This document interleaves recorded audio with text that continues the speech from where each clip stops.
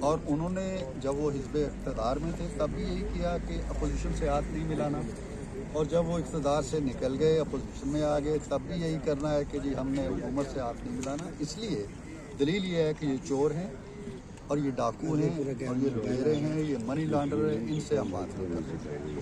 اگر یہ ساری چیزیں اب پس منظر میں چلی گئی اور انہوں نے ہمیں معاف کر دیا ہے، اب ہم چور نہیں ہیں، اب ہم ڈاکو بھی نہیں ہیں، منی لانڈرنگ بھی نہیں کر رہے، معصوم پاکیزہ فرشتے بن گئے اور اب ہم سے ہاتھ ملانا کوئی جرم نہیں رہا، تو سو بسم اللہ ضرور ہاتھ ملائیں، لیکن بات وہ کریں جو سیاست کو، معاملات کو آگے لے جانے والی ہو، ہٹ درمی کے نکات اس کے اندر نہ رکھیں۔ یہ نہیں ہو سکتا ہے کہ جی فارم 47 کی بات کریں اور 45 کی بات کریں اور ہمارا مینڈیٹ ہمیں دے دیں اور جیلوں کے دروازے کھول دیں۔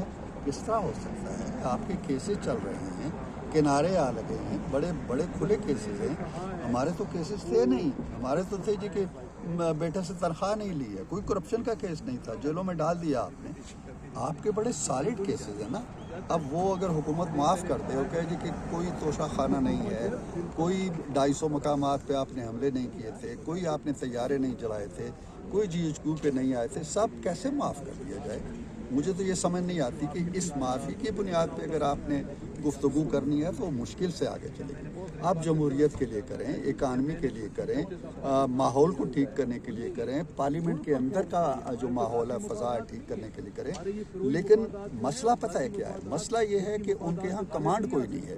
ایک کمانڈ ہے جو بیٹھی ہوئی ہے بنی گالہ کے اندر، اڈیالہ جیل کے اندر، دوسری کمانڈ ہے جو پشاور بیٹھی ہوئی ہے۔ اب کل کی جو سٹیٹمنٹ ہے وہ اس سے بڑی بغاوت کیا ہو سکتی ہے کہ انہوں نے فوج تک کو کہا ہے، انہوں نے پولیس کو کہا ہے، انہوں نے سیکورٹی ایجنسیز کو کہا ہے کہ جی آپ کوئی حکم نہ مانیں حکومت کا۔